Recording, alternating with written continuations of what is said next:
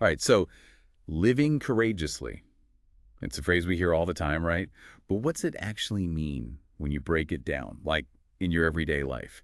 Is it about some big heroic act, or is there something more to it? Yeah, that's a good question. It's easy to get caught up in those big, splashy examples of courage. Totally. Like saving someone from a burning building kind of stuff. Exactly. But what about the smaller, quieter acts of courage we face every day? Those are important too. Okay, I like where you're going with this. So how do we even begin to unpack this idea of living courageously in those smaller everyday moments? Well, we're diving into this conversation, right, between Michael Malice, Yaron Brook, and Lex Fridman. Three guys who definitely don't shy away from a good debate. I've got to say, I always learn something new from them, even when I disagree, which, let's be honest, happens a lot. Oh, absolutely. They're known for their thought-provoking views, that's for sure. They get into Ayn Rand and objectivism, which can be a whole other deep dive. Maybe we'll save that for another time. Definitely. But today, we're focusing on the actionable stuff. The advice you can actually use in your life. The practical stuff. Mm. I'm all about that. So what kind of practical advice are we talking about here? Well, they had some really interesting thoughts on this idea of leaving the world a better place. Oh, yeah, that's a classic one. You hear that a lot. Right. And it's a noble goal, don't get me wrong. But they argue that it can actually become kind of limiting. Like, if that's the only metric we're using to measure a life well lived, we might miss out on some other important things. So what are we missing out on? They were really emphasizing this idea of maximizing your own potential, living authentically, even if it doesn't perfectly fit that making the world a better place narrative. Okay, so it's more about focusing on your own journey, your own growth, even if it doesn't look like what everyone else expects. Exactly. It's about having the courage to define success on your own terms, which can be a pretty radical idea in a world that often tells us what to value and how to live. It makes me think about that story Yaron Brook told about his son. I mean, his son could have gone into like a traditional, maybe more lucrative field, right? Like a STEM career or something.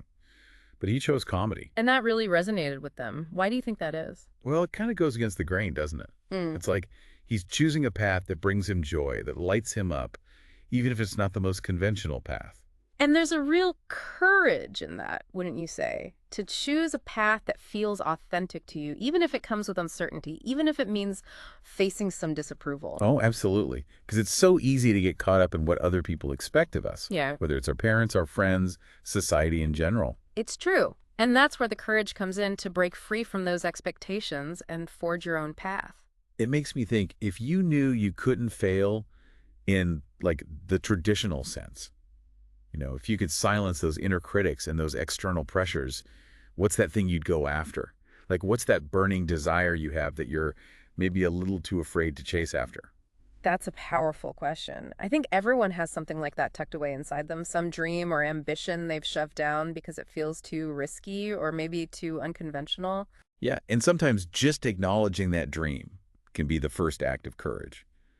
But it takes more than just acknowledging it, right? There's got to be action behind it. Oh, absolutely. You've got to be willing to put in the work, to face setbacks and learn from them. It's not always easy, but that's where the growth happens. Speaking of challenges, Mm. something else that really stood out to me from this conversation was Lex Fridman's observation about Silicon Valley. Oh, right. He had some interesting things to say about that. Yeah, it's this place that's all about innovation and pushing boundaries and, changing the world, Right. You've got some of the brightest minds in the world all concentrated in one place. working on these cutting-edge technologies. And yet he noticed this kind of disconnect. He noticed that even in that environment. There was this undercurrent of compromise. Yeah. And it's not always this big obvious thing either. It's often subtle, right? Like a slow erosion of integrity. It's like that quote, "How did you go bankrupt? Gradually, then suddenly." You start making these small compromises, thinking they don't really matter. But they add up. They absolutely do. And before you know it, you're miles away from where you intended to be. And it's not just about finances either. This applies to our values, to our relationships, to our sense of self. It's like that slippery slope, right? Right. One small compromise can lead to another, and before you know it, you're living a life that doesn't quite feel like your own. And that's a scary thought, isn't it? To wake up one day and realize that you've drifted so far from your own values, your own aspirations. It really is. Yeah. And you know what's funny? Michael Malice had this really interesting way of putting it. He was talking about stealing a candy bar Mm-hmm. versus like the subtle compromises we make every single day. What do you mean? So how do we actually, like, get better at spotting those compromises, Yeah. before they become these big things we regret? Well, that's the million-dollar question, isn't it? But the guys had some really interesting ideas about how to cultivate more courage in our lives. One thing that stood out to me was this idea of finding inspiration in unexpected places, like literature.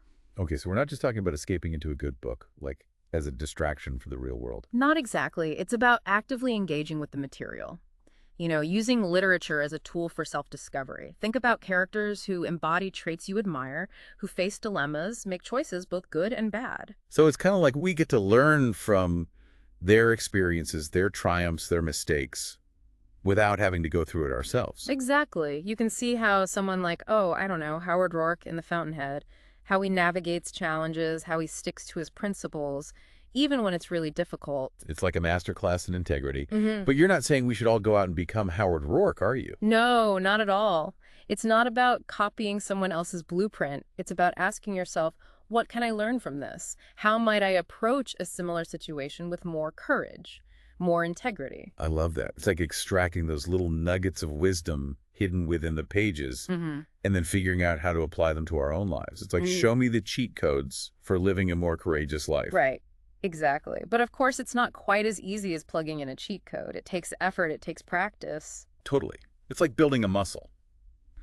But what are some practical exercises then? How do we actually train that courage muscle? Well, they talked about this idea of making courageous choices, even in those small, seemingly insignificant moments. Okay, so not just waiting for these big, heroic opportunities, but finding those little moments of courage in our everyday lives. Exactly. It's about recognizing that courage is a practice. It's a habit, Yeah. and it's built through those small, consistent actions. Do you remember that story Malice told Yeah. about Thanksgiving dinner? Oh, you mean when he got fired from Goldman Sachs because he wouldn't cancel on dinner with his grandmother? Yeah. Yeah. I mean, talk about taking a stand. But it sounds like there was something more to it than just the dinner itself. Absolutely. It was about something much bigger. It was about staying true to his values, even when it came with a hefty price tag.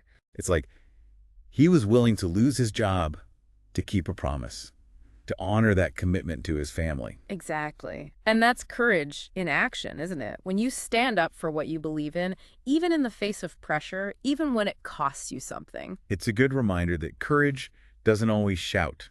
Sometimes it whispers. That's beautifully said. It's those quiet acts of integrity, the choices we make when no one's watching. Those are the ones that really matter. So we've got finding inspiration in books, making those small, courageous choices. What else did they recommend? Well, they also talked about the importance of strategically investing in relationships. Okay, strategically investing. That makes it sound kind of, I don't know, transactional. I know, right? It sounds a little cold when you put it like that, but that's not what they meant at all. So what do they mean? Think of it more like recognizing the value of genuine connection. Malice, for example, he talked about always making a point to take people out for their birthdays. Oh, I like that. It's a simple but thoughtful gesture. Exactly. It's not about trying to get something out of someone.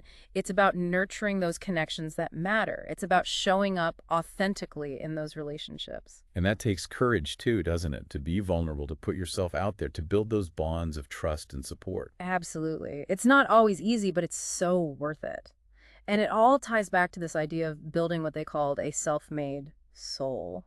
Okay, we've talked about that phrase before, Yeah. but to be honest, it still feels a little fuzzy to me.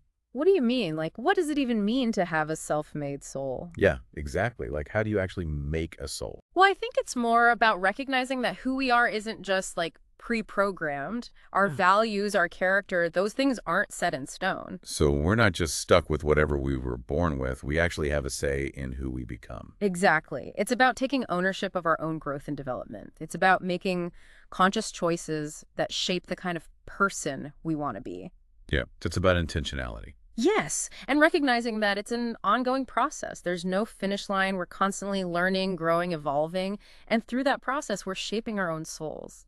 It's about recognizing that it's not about being emotionless. A lot of people think courage is just this kind of like being stoic and not feeling anything. But the guys were actually saying that it's more about understanding how to work with your emotions. So not trying to suppress those feelings of fear or doubt, but actually like leaning into them. Exactly. Our emotions can actually be really valuable sources of information. Like fear, that might be a signal that there's a real threat we need to pay attention to. The key is to acknowledge those emotions without letting them call all the shots. So it's like we're integrating emotional intelligence Yeah. into those courageous choices. It's not just about logic, it's about understanding the whole picture, including how we feel. Yes, exactly. And sometimes those emotions, they can even fuel our courage.